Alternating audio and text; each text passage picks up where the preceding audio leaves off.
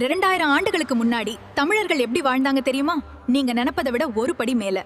சங்க காலம் ஒரு கட்டுக்கதை அல்ல, அது வாழ்ந்த வரலாறு. சங்ககால தமிழர்கள் வெறும் நிலவாழ் மக்கள் அல்ல, அவர்கள் கடல் கடந்த மாமன்னர்கள்.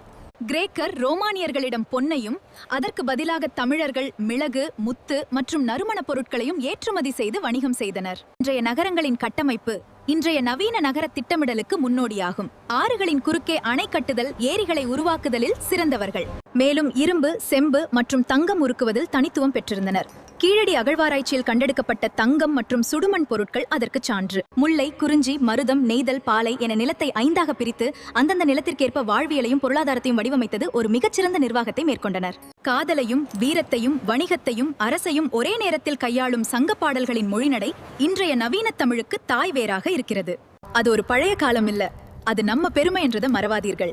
இன்னும் தெரியாத உண்மைகள் தெரிஞ்சுக்க மறக்காம ஃபாலோ பண்ணுங்க, உங்க நண்பர்களுக்கும் ஷேர் பண்ணுங்க.